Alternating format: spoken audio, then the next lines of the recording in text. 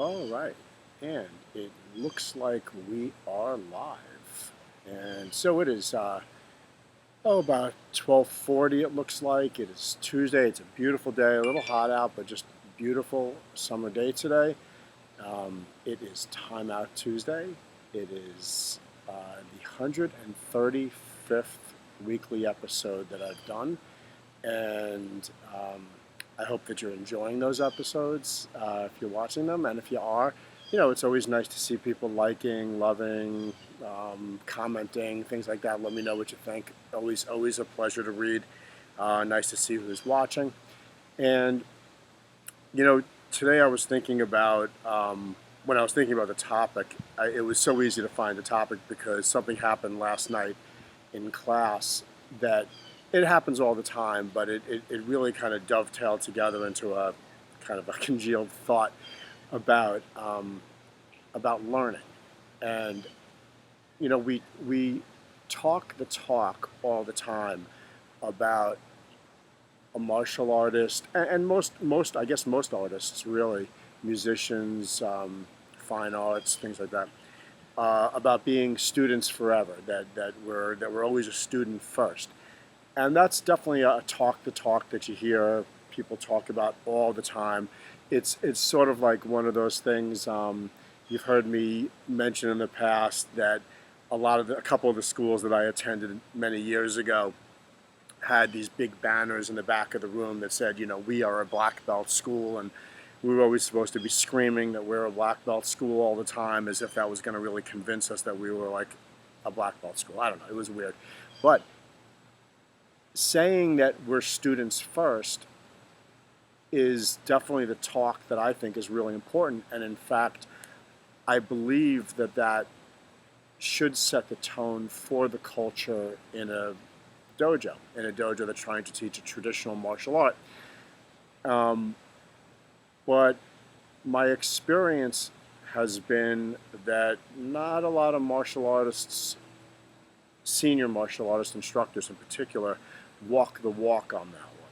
Meaning that they get to a certain point in their own training where they just feel like they've, mastered this art, or their rank is so high that they no longer can learn from anybody. And I've actually even had some very good teachers tell me that there's really no one out there that can teach them, so that they've got to like develop everything on their own. Or I've seen really good instructors make a million excuses for how they came upon some new topic or new drill or new skill set.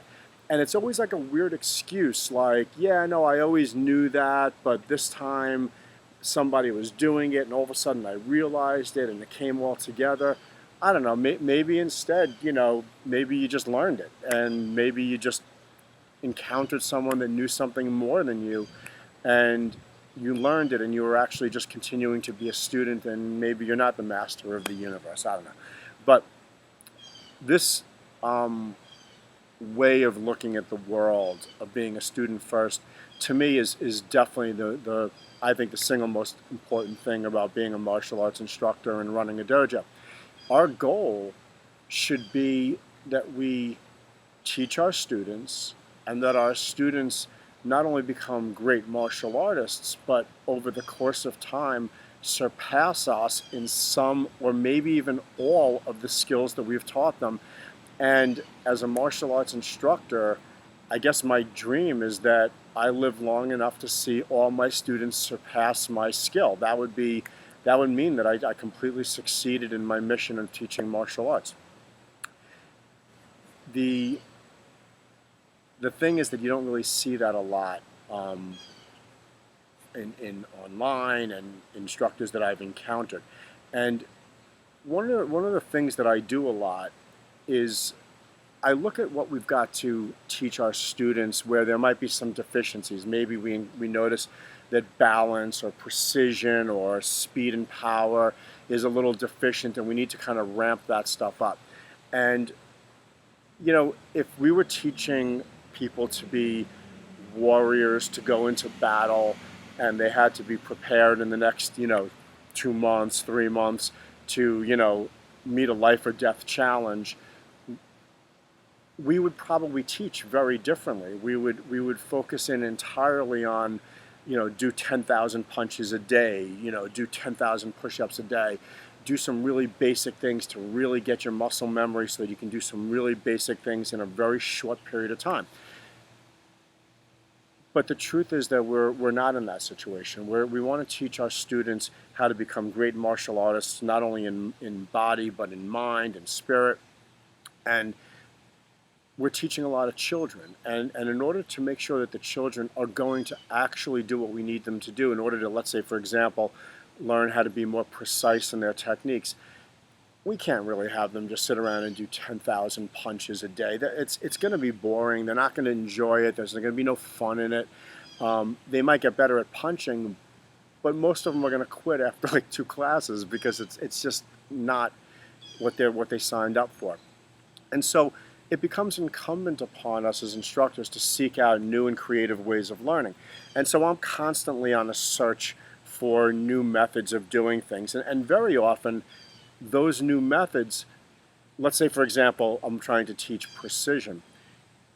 I might encounter something online through some other art, through a totally different discipline, maybe not even karate at all, that teaches a precision method that I might be able to kind of link up to some things that we do and begin teaching it. However, I've got to learn it first. Now, I might be fairly precise in my techniques, but maybe in this new drill, I'm a total klutz.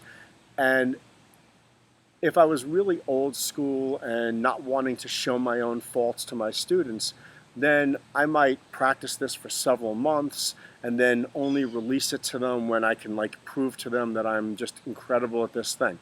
However, I'm a pretty humble guy, and when I learn something and I think that it's valuable, I like to start teaching it right away. I like to learn it and get better at it alongside the students. And sometimes I'll issue even challenges about it. I'll demonstrate, I'll show them. For example, here's a real world example that happened yesterday. So there's a series of drills that I've been teaching to increase precision.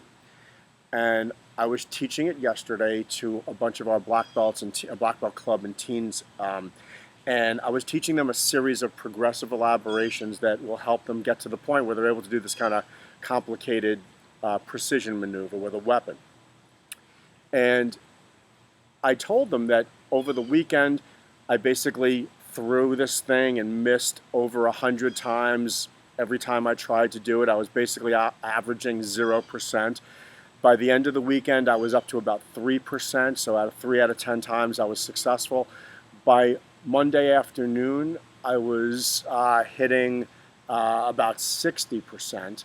And then during class, I hit 70%. And I was sharing that progression with them, telling them that here's the challenge. I want you guys to try to beat me at this. And by the end of that class, one of our students hit 90%. He just picked this thing up right away. It was Jonathan. Picked this up right away, and he nailed 90%. And there was zero embarrassment from my perspective. I was thrilled. I could not have been happier. I'm hoping that every student in the class kicks my butt in this. That means that they're getting more precise. That means that the end justifies the means, that I am going to get them to be more precise through this alternative method. And in doing so, they were better at it than me. That's incredible, and I'm happy about that, and they should be too. And that's what I mean by walking the walk, about learning alongside your students and being a student forever.